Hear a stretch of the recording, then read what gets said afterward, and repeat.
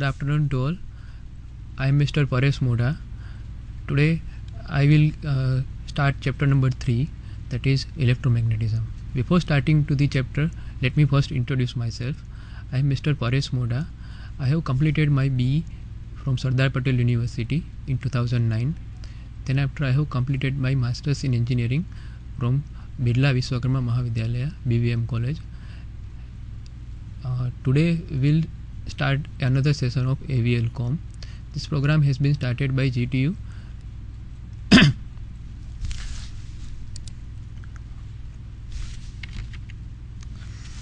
So this one is the chapter number 3.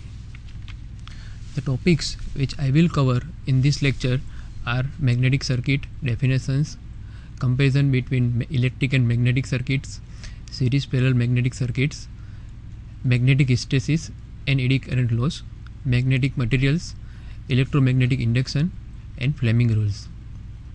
These are the topics that I will cover in the today's session. So the magnetic circuit, first of all we will see which are the terms that are relevant to the magnetic circuit. So as we know that the capacitors store energy by producing an electric field within a piece of electric material. Same way inductors also store energy. In this case it is stored within a magnetic field. So in order to understand inductors and related components such as transformers and other magnetic circuits, we first need to understand what is electromagnetism. In the sense, what is a magnetic circuit. So what is mean by the magnetic circuit? So the complete closed path followed by any group of magnetic lines of flux is referred as a magnetic circuit. So this one you can see that it is a magnet. Here a magnet, that is two pole of magnets are shown. So every magnet has a two pole, that is one is called north and another one is called the south. The magnetic field is defined as the strength of magnet that is concentrated all the pole. So the field exists in all the directions but decreases in strength as distance from the pole increase. So it is dependent that how much is the distance between the two pole. Now we will see what is field line. So magnets have an invisible field line, we cannot see it, but these lines of force are from the north to the south pole of the magnet. So the field lines are unaffected by non-magnetic material, but it becomes more concentrated when a magnetic substance like iron material is placed in the field. So you can say that Earth is a huge natural magnet. The north pole of magnet is one that seeks the Earth magnetic north pole. The south pole is the one that is opposite that north pole. So we already know that for the magnet, like magnetic poles will repel one another while unlike poles will attract one another. So you can see it from here. Now the magnetic field, magnetism is a property of material that responds at atomic or subatomic level to an applied magnetic field.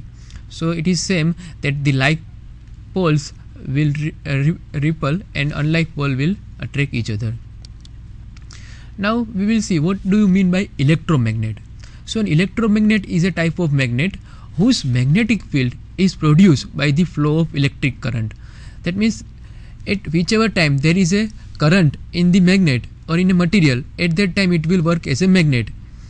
In other time it will not work as a magnet. So the electromagnet, a basic electromagnet is simply a coil of wire wound around a core material that can be easily magnetized. The shape of the electromagnet can be designed for the various applications. These are the different shapes.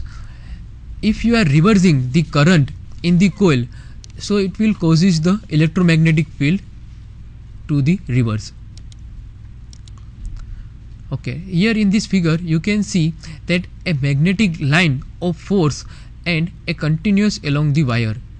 That means whenever the current is passed through a conductor, so at that time a magnetic field around a current carrying conductor will be shown. So here it is, you can also see the visible effect of electromagnetic field. Although the magnetic field cannot be seen, it is capable of producing visible effect. That means if you are putting any iron fillings over here, so what will happen? Whenever the current will pass, it will develop a magnetic field. So these iron fillings will be attracted. Same way, if you are putting any compass over here, so this compass will give the deflection. So by this deflection, we can say that the electromagnetic field is created. We cannot see it, but we can see when its visible effects are occurring. The same way, a magnetic line of force around a current conductor is shown. Now we'll see which are the electromagnetic devices we are using. So the first one is magnetic tape, second one is magneto-optical disc, transformer, solenoid, relay, speakers are called the electromagnetic device. So before starting to the electromagnetics, first we will see some of the definitions, or we can say that the terminologies related to the magnetic circuits. First one is magnetic flux. So magnetic flux is a number of magnetic line of force created in a magnetic circuit, that is defined as a magnetic flux. The unit of magnetic flux is Weber. So you can say that 1 Weber is equal to 10 raised to 8 lines. So whenever we are putting any two magnet poles nearby, so what will happen? In between that, some magnetic flux will be developed. So it can say, we can say that 1 Weber is equal to 10 raised to 8 lines flux will be there. That is called the magnetic field. So the group of force line going from N pole to S pole of a magnet is called the magnetic flux, and it is symbolized by phi. The more lines of force, the greater the flux and stronger the magnetic field. Now these are the characteristics of magnetic flux line. First thing is that they have no physical existence. Second is they form a closed path. They never intersect each other. Line of magnetic flux closer to each other and having the same direction repel each other, and line of magnetic flux closer to each other and having the opposite direction will attract each other.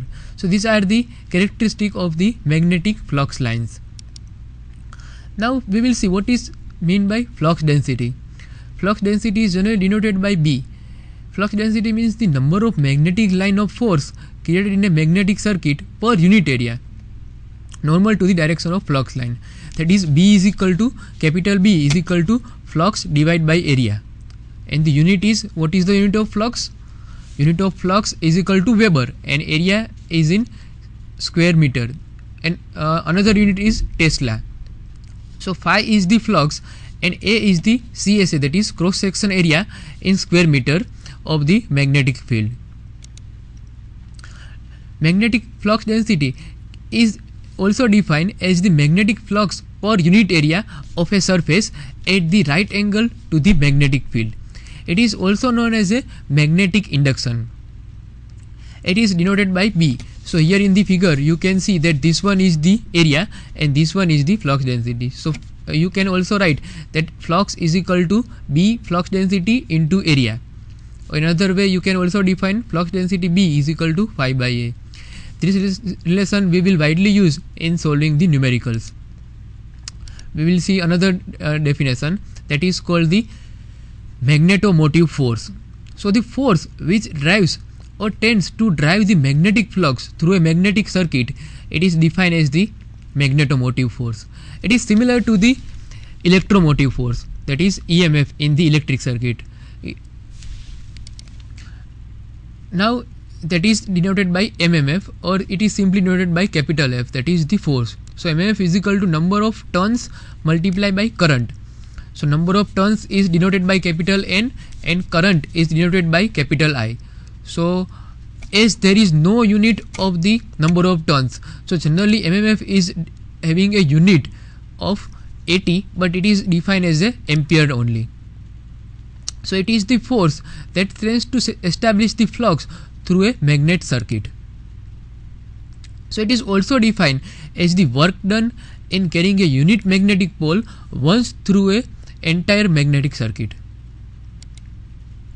Now we'll see what do you mean by magnetic field strength? It is denoted by capital H.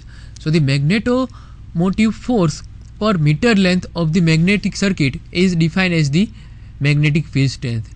It is also known as magnetic field strength per magnetizing force. That is capital H is equal to N into I divided by capital L.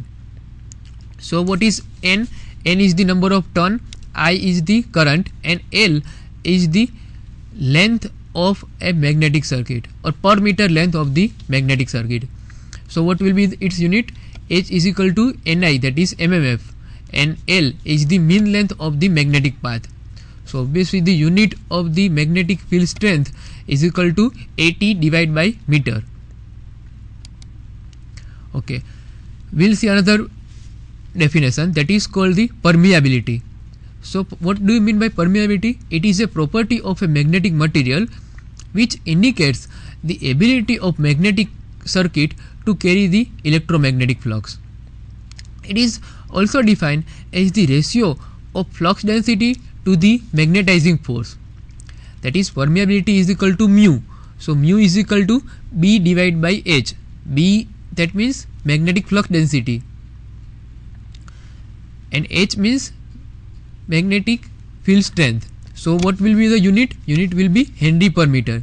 So you might be know that permeability of a free space or air or non-magnetic material, what is the value? Mu 0 is equal to 4 pi into 10 raised to minus 7 Henry per meter.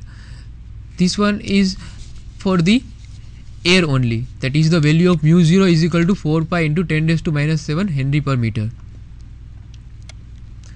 Okay, now we'll see what is the meaning of mu r, that is the relative permeability. So it is the ratio of flux density produced by a given mmf in a magnetic material to the flux density produced in a non-magnetic material.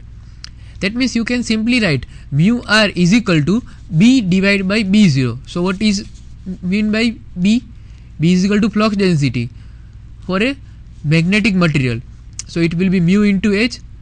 And for the non-magnetic material, let's assume that the non-magnetic material is a air. So air is equal to air flux density is equal to mu 0 into H. So what will happen? This H and this H will get cancelled. So mu value, mu is equal to mu 0 into mu r. Or in another way, we can also say that mu r is equal to mu divided by mu 0. This term we will also use in the numericals. Now we'll see what do you mean by reluctance. See, reluctance is a similar kind of material that is a property of similar to the resistance in an electric circuit. See, it is the opposition of magnetic circuit to setting off a magnetic flux in it. So how we can find out the equation? See, we know that flux phi is equal to B into A, and this F, that is mmf is equal to H into L, and we also know that B is equal to mu into H. So what we can do? We can take the ratio of flux divided by mmf.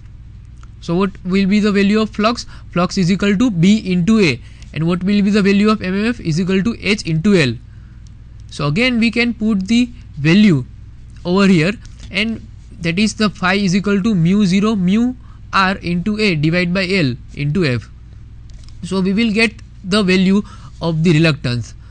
The value of reluctance is equal to L divided by mu 0 mu r into A. That is similar to the resistance. What is the property of resistance? Resistance R is equal to rho L divided by A. Right? All of you know. So here L is as it is, A is as it is. But on behalf of rho, we have put the value of mu. Right? So S is called the reluctance of the magnetic circuit, and the reluctance is equal to mmf divided by magnetic flux, and the unit is AT per Weber. Now we'll see the comparison between the electric circuit and the magnetic circuit. So this one is the complete closed path followed by any group of magnetic line of flux is generally referred as a magnetic circuit. And what is the meaning of electric circuit? This one is the equivalent circuit of the magnetic circuit. Here you can see that on behalf of flux there is a current, on behalf of reluctance there is a resistance. and on behalf of voltage, that is EMF, what is the value in magnetic circuit? It is mmf. So we will do the comparison between the magnetic circuit and electric circuit now. So the first is that similarity. So the EMF is there in electric circuit, while in magnetic circuit there is a mmf, that is ampere turn. In electric circuit there is a current that is measured in terms of ampere, while in magnetic circuit there is a flux that is having a unit of Weber. Third similarity is that in electric circuit there is a resistance, while in magnetic circuit there is a reluctance. In electric circuit there is a current density. Current density is denoted by capital J. Capital J is equal to A divided by meter square, while the flux density is having a unit of Tesla or Weber per meter square. Fifth one is the conductivity, while in the magnetic circuit it is permeability.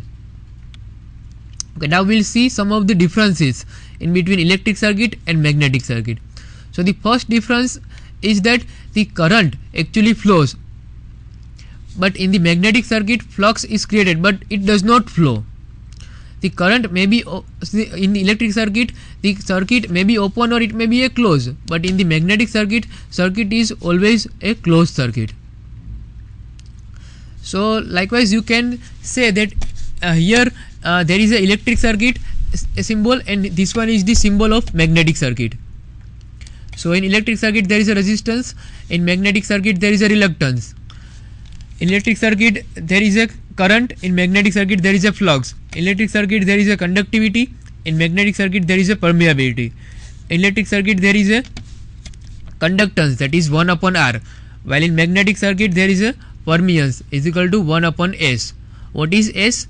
S is a reluctance, right? So you can say that permeance is a property that is inversely proportional to the reluctance. Okay, if we apply the Ohm's law in electric circuit, then what we can find? We can find out the current. Current is equal to EMF divided by resistance. While in magnetic circuit, on behalf of current, what is the value? What is the term? That is flux. So flux is equal